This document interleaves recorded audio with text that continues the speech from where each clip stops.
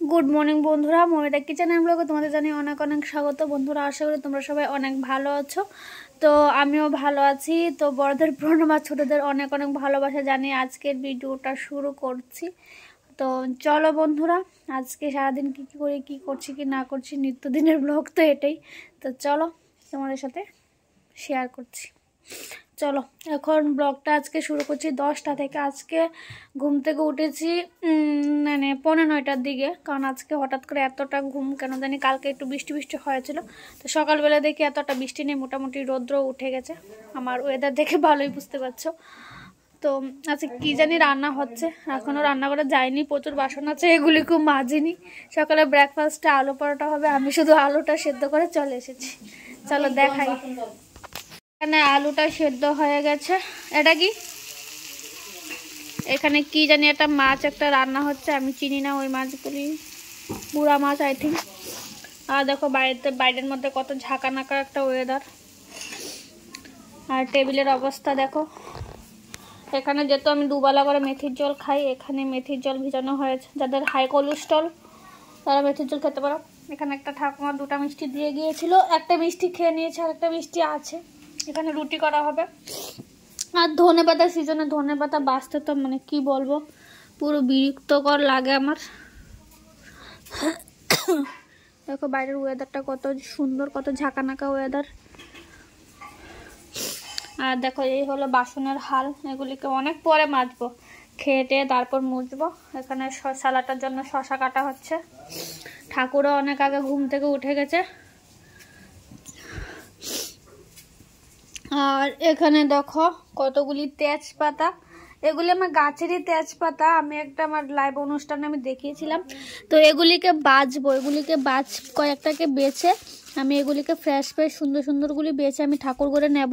প্রতিদিন সন্ধ্যের সময় যদি তেজপাতা জ্বালাও কর্পূর দিয়ে, ঘরের কিন্তু অনেকটা নেগেটিভিটি দূর হয়। তো তেজপাতা, লং আর একটা এলাচি দিবে, আর কর্পূর দিয়ে সারা ঘরে প্রতিদিন ধূপ দেওয়ার চেষ্টা করো, ঘরের কিন্তু অনেকটা নেগেটিভিটি দূর হবে। তো চলো বন্ধুরা, আমি আগে তেজপাতাগুলি বেছে নিই, তারপর তোমাদের সাথে ফিরে আসছি। এটা হলো সকালের ব্রেকফাস্ট, আলু পরোটা করে নিলাম। 4টা করেছি, 2টা এখন আমি একটা মা একটা খেয়ে নেবো, আর 2টা আছে এগুলি রাত্রে খেয়ে নেব। দেখো আমি কত সুন্দর আলু পরোটা করতে পারি।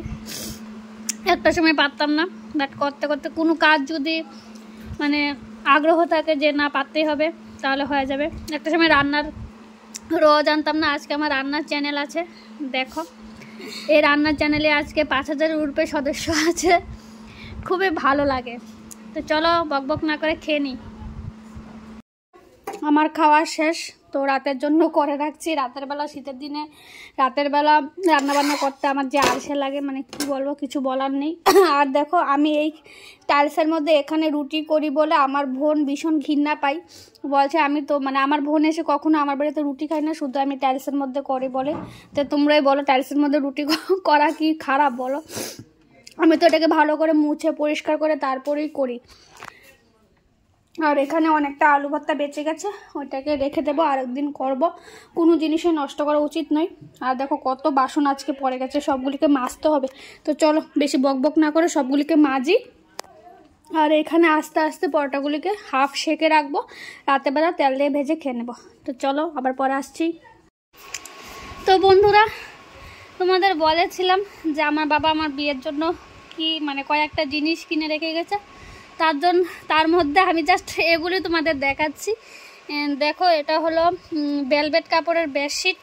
দেখো বেডশিটটা কতই সুন্দর, কালারটা ঠিক আসছে না এখানে, এটা না সবটা একদম রেড কালার, মানে কীরকম জানি একটা কালার আসছে, দেখো মানে বুঝতে পারছি না কি ফ্ল্যাশটার জন্য, হ্যাঁ ফ্ল্যাশটার জন্যই। তো দেখো এরকম আমি রোদের আলোতে দেখাচ্ছি, সবটার মধ্যে কিন্তু এরকম একদম এরকম যে রেড কালারটা একদম পুরো রেড কালার। বিয়েতে তো লালই দরকার পড়ে। বেডশিটটা কিন্তু অনেকটা সুন্দর আর অনেকটা ভারী।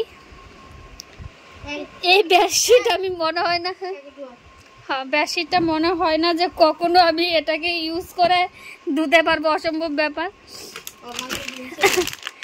এই আবার প্যাকেটের মধ্যে গুছিয়ে রাখতে হবে। তারপর এনে দিয়েছে কার্পেট। কার্পেটটা আমার না বন্ধুরা ভীষণ মানে ভালো লেগেছে। এই কার্পেট আমার দ্বারা হবে না, আমি এটাকে খুলতেই পারছি না।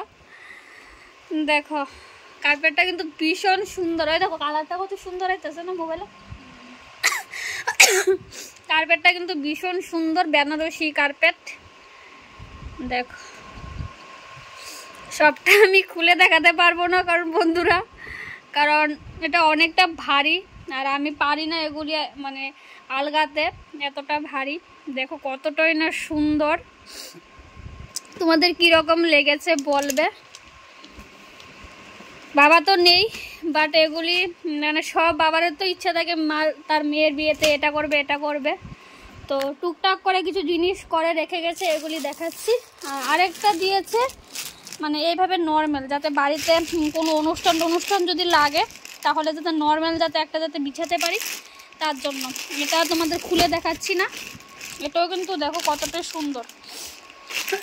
আরও আছে, এগুলি আমি বন্ধুরা তোমাদের পরে দেখাবো। প্রচুর বেডশিট দিয়েছে, তো কাশ মানে কাশের জিনিস টিনিস যা আছে মোটামুটি সব করে রেখে গেছে, কিন্তু আমি এগুলি তোমাদের পরে দেখাবো কারণ এগুলি সব সিলিংয়ের উপরে, এগুলি তো আর এখন তো নামানো যাবে না। জাস্ট এখন আমি একটা জায়গাতে এগুলি পেয়েছি, তো ভাবলাম তোমাদের সামনে শেয়ার করি, তো তার জন্য বন্ধুরা শেয়ার করলাম। তো এই জিনিসগুলি কীরকম হয়েছে অবশ্যই বলবে।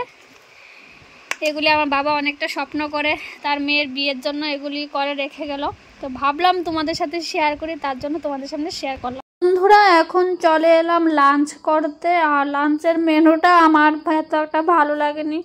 সেখানে ছিল টমেটোর ভর্তা, মাছ, আর এটা মুলো শাক যেটা আমি একটু খাই না, তো কি করব এটা দিয়ে একটু করে আমাকে লাঞ্চ করে নিতে হয়েছে। আর আমার বিয়ের জিনিসগুলি দেখলে কেমন লাগলো বলবে। প্রত্যেকটা বাবারই তার স্বপ্ন থাকে যে তার মেয়ের বিয়ে নিয়ে, তো আমার বাবারও স্বপ্ন ছিল, তাই এগুলি টুকটাক জিনিস করে রেখেছে। তা আমি টুকটাক জিনিসগুলি বন্ধুরা তোমাদের সামনে শেয়ার করলাম, তো জিনিসগুলি কেমন হলো অবশ্যই বলবে। আর দেখো এখানে আমি সন্ধ্যার সময় লাঞ্চ সেরে তারপর আর ভিডিও করিনি, তারপর আমি একদম সন্ধ্যার দিকে চলে এলাম। তো সন্ধ্যার সময় দেখো চা বিস্কিট নিয়ে নিলাম, দুধ চা আর বিস্কিট। আর এই বিস্কিটগুলি না বন্ধুরা আমার খেতে আমার একটু ভালো লাগে না, তো কি করব, এগুলি তো খেতে তো হবে।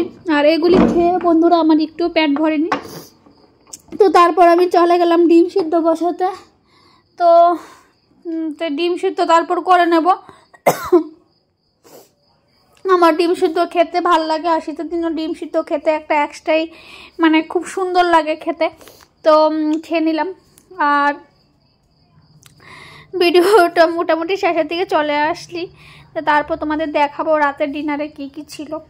তো রাতের ডিনারে কি কি ছিল এটা তো তোমরা তো দেখেই নিলে। আর আমার ইদানিং না অতিরিক্ত আমি যেহেতু মানে বলে না একটা জিনিসের জন্য খেলে আর একটা মানে উল্টা হয়, তো এখানে কোলেস্ট্রল ঠিক রাখার জন্য খাই মেথির জল। আর মেথির জল খেলে কি হয়, বিপি মানে খুবই লো হয়ে যায়। যারা হাই বিপি তারা মেথির জল খেতে পারো, আর মেথির জল খেলে বিপি একদমই লো হয়ে যায়, ভীষণ খারাপ। তো কি করব, এখানে কোলেস্ট্রল বাড়লেও তো মানে হার্টের প্রবলেম হয়ে যাবে পরে, তো তার জন্য একটা করতে গেলে আরেকটা সমস্যা হয়ে যেতে, তার জন্য আমি মানে আমাকে সবাই বলেছে যে হালকা ডিম মানে ডিম ভাজাটা খাস না, ডিম সেদ্ধটা খাস, তাহলে মানে এত একটা ক্ষতি হবে না। কারণ ভাজাটা খেলেও তো আবার সেমই হয়ে গেল না, ভাজাভুজি তো কোলেস্ট্রলের জন্য খুবই ভালো, তো বলছে সেদ্ধ করে খেয়ে নিস, তাহলে বিপিটা লো হবে না আর কোলেস্ট্রলটাও এখান দিয়ে কমে যাবে। কত আর মেডিসিন খাবো, মেডিসিন খেতে খেতে বন্ধুরা আর মানে আর ভালো লাগে না। অনেক মেডিসিন খেয়েছি আর আমার দ্বারা আর হচ্ছে না, কারণ মানে তোমরা তো দেখেছো জবে থেকে ব্লগ শুরু করেছি, শুধু আমি আমার জীবন শুধু অসুস্থতা দিয়ে কেটে গেলো। জানি না কার এই অভিশাপ, জীবনে তো কখনো কারোর ক্ষতি করিনি, তবুও কেন এরকম হলো জানি না। তো চলো বক না করে রাতের ডিনারে চলে এলাম। আর এগুলি আমি সকালবেলা হাফ সেকে রেখেছিলাম, রাত্রে শুধু আমি তেল দিয়ে ভাজছি, কারণ একঘেয়ে আমি অনেক দিন ধরে রুটি খেতে আর ভাল লাগে না।